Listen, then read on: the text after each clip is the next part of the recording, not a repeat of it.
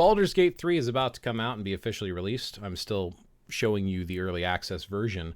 So the menus are going to change when this releases. But you might be asking yourself, what race should you play as? What character should you build? What class should you have? Honestly, it comes down to whatever you want to play as. However, being a fan of Dungeons & Dragons, someone who's been playing as a Dungeon Master since the early 90s, I feel like I want to share my opinion because I like to play Dungeons & Dragons games. One of the few times I get to actually play as a player is the video game version, since I'm typically the Dungeon Master in most of the games that I've played so far. So, with that being said, let's take a look at some of the options here. Now, you can play as one of the origin characters, which is kind of interesting. You can play through their storyline if you want to, or you can create your custom character with either the Dark Urge, or as everyone keeps affectionately calling them, Tav, because that's the default name. So you can pick any name you want. You can go through and pick any sort of background you want. Background is going to affect your character by giving them 2 features to start out with and give you some roleplay options. You don't have to take the roleplay options, but it's kind of neat. They also allow you to choose if you want to be a male or a female, and apparently in the full version, you're also going to be able to pick an other. You know, it's not an option I'm going to pick, but Dungeons & Dragons has always been about freedom to choose whatever you want to play as, so the fact that there's the option to play as what you want to play as, cool, more power to you. Doesn't matter if you agree with having a third option or not. Enjoy the game. Play how you want. If you don't want to choose that option, don't choose that option. So moving on, I'll be playing as a male character probably, and I'm going to play it multiple times. So my first playthrough, I'm probably going to pick my favorite race and class more than likely, because it's going to be my playthrough. With male and female, or choosing a third option, it doesn't seem like it impacts the game at all as far as I can tell. I think there might be, apparently you can romance characters if you choose to. I probably won't romance any of the characters, but apparently that option is there in the game, and I think certain options will be locked based upon what gender you choose, potentially. I don't know if that's the case because I've not tried all 3 and tried to romance characters, so I don't know. With that, that's something to keep in mind. So if you do want to pursue the romance option, you might want to keep that in mind. But everything else, I've not noticed it affecting anything. Playing as a male character, I don't think there was anything really restricted to me, but there could have been, I just didn't realize it. Choosing your race. So race is kind of like, everyone says humans are boring. It's pretty much the advice a lot of people give. I don't agree with that. And let me switch class over here to Druid because it's definitely my favorite class. Moving on. So typically in the past, you would try to choose a race based upon what class you wanted to build, or based upon your play style. There's nothing stopping you from making a dwarven wizard. There's nothing stopping you from making a gnome barbarian. Like, you can make what you want to make. Larian Studios seems to want to open this up even more, and they're taking away the racial bonuses. One of the things that bothered me personally about 5e is in Advanced Dungeons & Dragons 2nd Edition, you would have negative ability modifiers and positive ability modifiers based upon the race you picked. I think that should stay in there. That was one of the reasons you picked certain races over others, is because of the benefits and the weaknesses based upon that race. You know, if you're picking dwarves, they were naturally strong. If you picked elves, they were naturally smart. Humans were balanced all around. Like, there was reasons to pick. One of the things right now, if you pick a human, you get a +1 in every stat. That is one of the advantages to humans, because they're so short-lived, they pick up on things super quick, so they're going to have higher ability scores. Kind of matches with that to a degree. There's feat bonuses and everything else. So I hope they do something to make humans still feel like they're worth playing. And I don't mean just adding the potential for variant humans, but just a normal human. Like, if you're taking away the racial bonuses, so now apparently you can choose to give a +2 to any ability and a +1 to any other one. So you get a +2 and a +1 to distribute how you want with every single race, so you can play what you want. I just hope humans still get the +1 all around the board, is all I can say. I don't know if they're going to do it, but I hope that's the case, because that's one of the cool things about playing humans. And yes, I typically will play as a human. So elves. You have your sub-races, and you also have sub-abilities. So let me turn off my camera here so you can see some of these. So your high elves are pretty much your creatures. So if you know anything about the Forgotten Realms, you basically have the god of the elves, and I can't remember his name, but basically he's in a battle with the god of the orcs, and he bleeds, and that literally creates the race of elves. So your elves are like built from divine magic, okay? The magic is in their blood. And you get racial bonuses. Now, the +2 to dexterity is not going to be there anymore. Like I said, you can now choose in the future, but some of these other ones I assume will still be there. You can customize a cantrip. Remember, you can cast this as many times as you want. So regardless of the class you pick, high elves are going to give you one of these cantrips. Pretty cool. Now, the other sub races that you can choose a wood elf. So your wood elf is more along the lines of down here with plus bonus to the wisdom and the the mask of the wild, and then the speed thing. So there's some advantages that are basically like wood-based advantages, making them, as an example, a great druid, one of my favorite classes. And you get racial features as well. So that's their big thing, is they get these advantages versus that spell. And your that's pretty much about it. That's your high elf and your wood elf. So you can either have a spell or you can have nature type stuff built into you. Pretty cool. So if you want to play one of these, they typically make really good spellcasters, like wizards. They make pretty good wizards. Anything that has a dexterity bonus is going to benefit from them, basically. Tiefling. This is my least favorite race, personally. I'm just not a huge fan of the tieflings. But basically, tieflings are either ancestors were made a pact with demons, and now they permanently have demon blood associated with them, or they actually have a parent, which is a type of demon that gives different types of powers. So yeah, as the Osmodeus tiefling, then you have the Mephistopheles tiefling. I can't pronounce some of these. Or the Zerial tiefling. And there might be more options. I know in the player's handbook, I think there's like closer to 6 options of different types of demons. But basically, based upon your demon blood, depends on the type of cantrips and ability scores you're going to have access to. And they do have a little bit of a look difference, but I will tell you right now, each of these characters are very customizable in appearance. You can take a tiefling and kind of go nuts with them and make them look nothing like a tiefling, and vice versa. You can take an elf or a human or anything, and you can give them red skin and demon eyes. Like, you can really go nuts with the character creation, which I absolutely love about this game. Drow. Drow I've always kind of liked. I've always thought they were kind of neat. They were always the bad guys. They are evil elves, basically. They are from the Underdark. Their goddess Lolth has twisted them as this dark creature that has a matriarchal society that just pretty much dominates each other, attacks and fights and all this infighting. And if you get outside of that, she pretty much has you killed and destroyed. A couple elves have broken away. In Forgotten Realms, you have folks like Dritz, who actually broke away from some of that stuff and kind of sort of became a good one. And in the game, there's no difference. You can have a Lothsworn or Seldarin Drow, which is like sort of like closer to being a good one. They're trying to break away from the Drow stereotypes. So they give you an out so you can play the type of Drow you want to play. It doesn't have to be an evil Drow. Apparently now you have options. Kind of cool to have options. I mean, it's a game. Role-playing, you role-play how you want to. Again, they can be customized. And they have their racial abilities. They're going to have magical cantrips, which can be cast infinite number of times, and they will get spells. Like, I played a half-drow a while back as a druid half-drow. And they actually not only get the dancing lights, but they eventually got the fairy fire, too, to target enemies and make them easier to hit if they're hit with it if they don't pass a savings throw. So you do get more spells built in. Similar to the high elf, they're just based upon drow magic, which is kind of cool. So drows are pretty slick. I like drows. Humans are my favorite, hands down. Pretty much what they get is the racial bonuses of plus in all of their stats. So yeah, that bonus across the board I think is pretty cool. I know humans are boring to most people. I don't think so. I think they're a lot of fun, and they're pretty relatable because we are human. But I wonder how they're going to take that when they actually release the game. I wonder what Larian Studios is going to do to make them worth playing. Most people say you shouldn't play them because almost every other being gets dark vision of some form. Drow have superior dark vision, so they can see really far in the dark versus a typical elf or a dwarf or something, which has a shorter range, half the range of their dark vision, which means if you're in a dark area, it looks like a flashlight's coming out of their face in the direction the character is looking. They can see in the dark, basically. They don't need a torch or anything if they don't want it. But then you have plenty of light spells, and you can get torches or produce flame as a druid or something, so you don't necessarily need to have dark vision in the game, but a lot of people say for that, and all the proficiencies too. Again, humans don't get any of that. So, I mean, it's up to you if you want to play a human. I probably will, but I think they're pretty cool. Githyanki, again with all the bonuses and some built-in magic.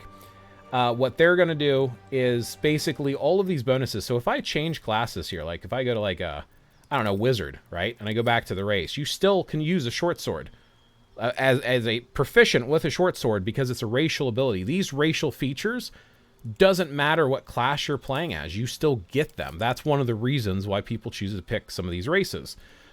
You don't get the bonuses, so you don't get the strength and intelligence because you get to put them where you want now, but you do get all the other proficiencies. So Githyanki are pretty much your astral plane beings that have like a vendetta against the Mind Flayer. So it definitely will play into the story pretty nicely. I don't know much about Githyanki. I've never had them in my campaigns, never played with them. I've only recently read about them because of Baldur's Gate 3. Kind of indifferent about them, but they're kind of in the same category for me as tieflings, which is kind of like, they're not one of the base characters I grew up with, you know? Human, elf, dwarf, halfling, gnome. Those are the ones that I had in Advanced Dungeons & Dragons 2nd edition. Those are the ones I'm familiar with, so I don't really think about these characters that much. Your dwarves. So your dwarves have two main types of dwarves in this version of the game. I'm wondering if they're going to add the deep dark dwarves, which I want to say they call them Draugr or Drurgr in the game, in the pen and paper version of the game. But for early access, you have gold dwarves and shield dwarves only. And basically, your gold dwarves are pretty much your wisdom-based ones. It's kind of like a wood elf equivalent in a way.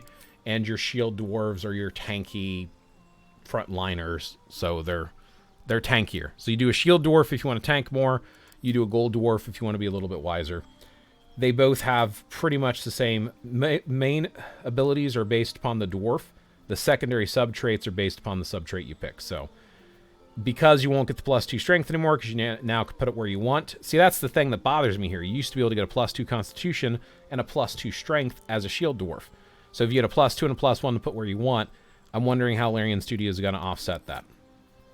Over here, the gold dwarfs get a +2 in constitution and a +1 in wisdom. So that would still work for the gold dwarf, but it wouldn't work for the shield dwarf.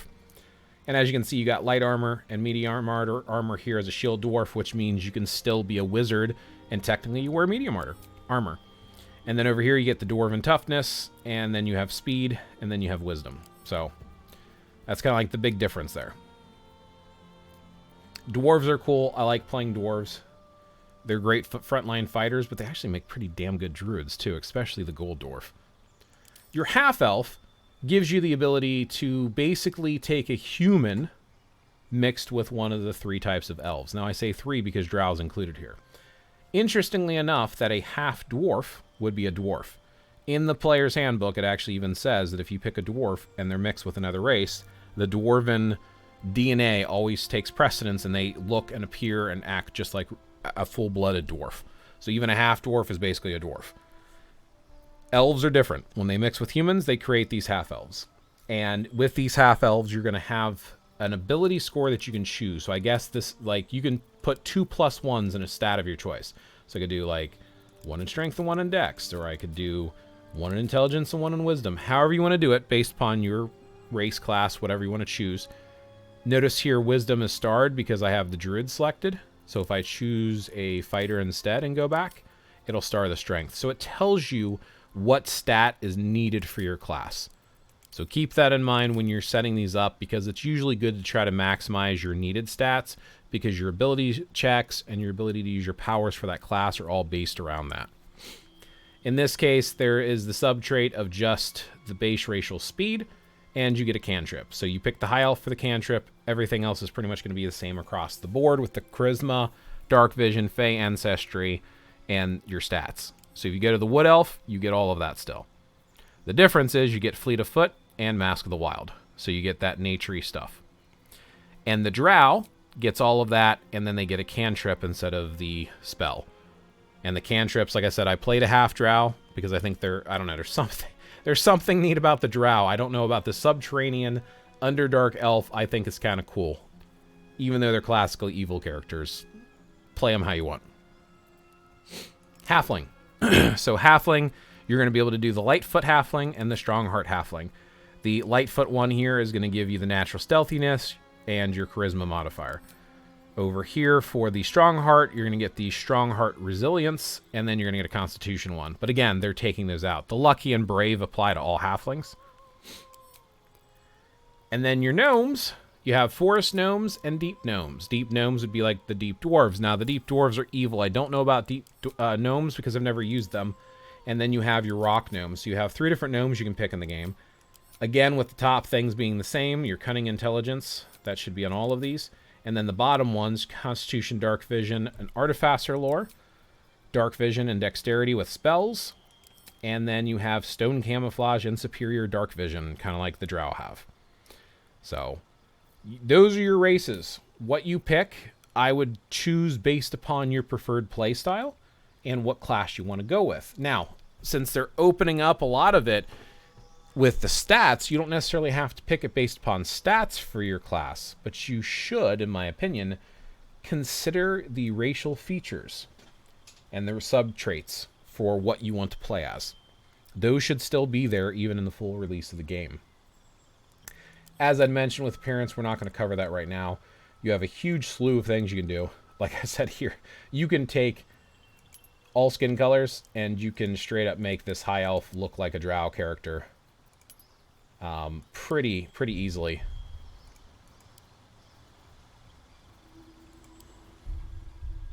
So you can play pretty much what you want. It's pretty slick. We're not going to get into that right now. So let's talk about the different classes. So with the classes, you have the barbarian. Think of your barbarian as your frontline fighter that taps into the raw powers of aggression and nature, and you can basically rage on stuff and do extra damage. You can take hits, you can give hits. Definitely a big, heavy damage dealing and taking frontliner.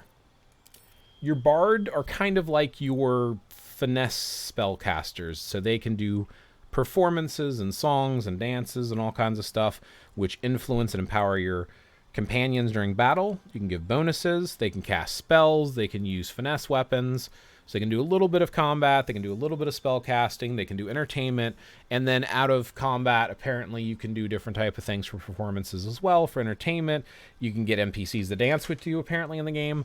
So there's some variety there. Some people love bard, but it comes down to personal preference. But they're kind of like a jack of all trades in a way, master of none, if that makes sense. Clerics are broken. Straight up broken. Clerics literally have their magic coming from their deity. You can choose your domain, which has to do with what abilities, what spells you can get. You get extra bonuses for the type of magic based around your domain. And you can choose your deity. And you have a whole bunch of different deities to choose from. I'm sure they're going to add more to the game, potentially. But yeah, having all of these different types of deities, this would take a while to go through all this. So I'll just say, read through it slowly, pick what's going to fit you. As a reminder, all cantrips in the game can be cast infinite number of times, so pick based upon your playstyle. Your clerics can change their spells before a long rest, with anything in the entire cleric spellbook. Like, in the entire game, cleric spells are all accessible as soon as you unlock the level, which is pretty cool. I don't know how bard spells work, because I've never played a bard. Druid is similar to a cleric. The biggest difference is instead of these armored cleric casters, your druid has a little bit more dynamic. They are able to choose a deity or nature, which doesn't let you pick your deity here for some reason. I feel like you should be able to pick that. If you're going to do a caster type based upon a deity or nature. But basically it would be a god of nature, a goddess of nature, or just nature itself. Cantrips, and you have all of your spells as soon as you unlock them. You can only prepare so many based upon your level. They're very versatile. Your druids can heal and protect and control the battlefield, and they have something called wild shape. And you have a circle, which you can specialize in, wild shaping, or you have your land druids, which get more spells, but can still wild shape. So wild shape gives you a secondary hit point pool, and it can be pretty broken at times if you do it right. My favorite class, followed by the wizard and monk. Fighters. You can choose the type of fighting combat you want to specialize in, but pretty much all weapons in the game and all armor can be used by you. You are a master at beating the crap out of people, and the higher you get, the more attacks you get. And you can choose to be a battle master, or you can choose to be an eldritch knight. And eventually there's going to be other subclasses where you can cast spells too. But mostly they're about frontline damage dealing for the most part. I mean, you can do ranged if you want to do archery and stuff. And you can do dual wielding, you can do finesse. You have some options here, but yeah, your fighters are pretty solid and easy to play characters. Paladins. It's kind of like if you mix together a little bit with your fighter and cleric. So they have some magic and they have some powers, but they're also heavily armored. They're frontline warriors. You have subclass based around oaths, and they even have the Oathbreaker. So depending on the type of oaths you choose, will alter some of the spells, I believe, that you get to choose, but I haven't played a Paladin in 5e, so I don't know a whole ton about them other than the fact of the few points that I mentioned. Ranger. They are your medium class finesse type of distant range fighter. They get an animal companion. I'm pretty sure they still have that in, yeah, find familiar, cool. They have an animal companion. They have some spells that are land nature based. If you think of the Paladin as a fighter cleric, you can think of the Ranger almost as a druid ranged fighter, or even a druid rogue might fit a little bit better. Or, yeah. So they have nature-based spells, and then they have a lot of distant things. You can still use different type of weapons up close. I mean, it's based upon what they're proficient with like simple weapons or martial weapons. But typically, I see a lot of people play them with bows from a distance for the most part. Your rogues can cast some spells. They're your stealthy folks. They can lockpick. They can do backstabbing bonuses. They're about maneuverability, staying stealthy, and getting into where they shouldn't. Your sorcerers are kind of like the arcane version of the cleric. They have known spells, but they can't really change them out. What they know is what they know. When you level up, you can swap spells. You don't learn your spells. You don't write them into a spell book. You know what you know. You get more cantrips, and you can either have Wild Magic or Draconic Bloodline. I think they're going to do a Storm Wizard 2 in the full release. Your Wild Magic in the pen and paper version can do wild stuff at random, which can be very chaotic and actually do things you don't want it to do. I don't know how they're going to use that in the game, because when I've built them in the game, I typically go with Draconic Bloodline, which allows you to choose a dragon type and gives you extra tankiness in the game. There's also a special feature with scales that you can turn off or customize based upon your dragon type. And you can choose all colors and just pick anything that you like regardless of what it's supposed to be, which is kind of cool. So there are some options there. And it's special only for the sorcerer with that. And again, remember, you don't get to choose or change these. You know these, and you're stuck with them until you level up. You can't change them out. Sorcerers are still nice, though, because they also have meta magic. That's where they shine. Meta magic points allow you to hit 2 targets with a single spell, or do twice the range or twice the length of time, so you can empower stuff. So it's like a hyped up version of a wizard without the utility of changing and knowing a whole bunch of spells. Next is your warlock. These are kind of like your fighters with a little bit more advanced magic in a way. They're similar to the sorcerer, but they're a little bit more focused on physical contact by using swords and daggers or rapiers, or getting in a little bit personal. So they can do blade wards and stuff. Eldritch Blast is probably one of the most powerful cantrips in 5e, I would say. It's supposed to level up with you, but it's a pretty neat distant range fight that you can keep zapping with. And then they have like counter spells that automatically act on their own if you have them cast on you. If someone attacks you, you react with them. And what you can do and the type of powers and spells you have is based upon who you have a pact with. Warlocks make a pact with someone. Right now you have the Fiend and the Great Old One. Apparently there's going to be an Archfey option as well in the full game. Next is Wizard. Wizard is straight up spellcasting. You prepare your spells out of the spells you know.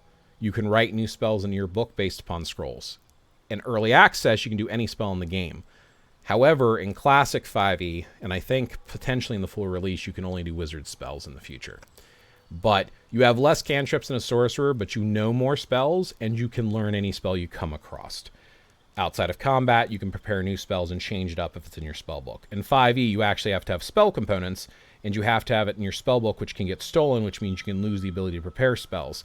So it's very interesting dynamic. Even though high-level wizards are godlike with their raw power, they're definitely a ranged fighter. They're very squishy, but they have raw blaster power. They're like glass cannons.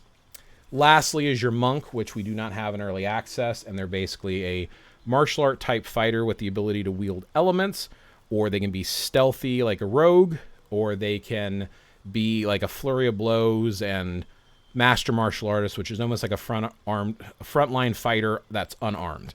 And you can do unarmed defense, you can do unarmed attacks, but you can also use martial weapons, and you have different type of tactics that are more dynamic and athletic, which is kind of cool. So that's it. Got a lot of different options to choose from. You got to pick what's your favorite, what play style you want, and consider when you're building your party to try to balance it out. Typically, folks like to try to have someone who can take damage as a tank. They like to have some sort of a support class, whether that be a battlefield controller or a healer or buffer that does different type of aid or shielding from a distance. And then sometimes it's nice to have a range attacker, whether it be magical or physical. And then sometimes people like to take a third miscellaneous class, which is either a utility class or some sort of like a rogue type of stealth class that can give you different options. Now, that's not to say you can't play with all rogues or all druids or all fighters, but there's definitely a lot to think about and consider, as well as battlefield placement. But we will save that for a future video. Thanks for watching. I hope you're looking forward to Baldur's Gate 3. Kind of curious, what do you plan on playing your first playthrough? Because let's face it, a lot of us are going to play through multiple times. Anyway, catch you in the next one.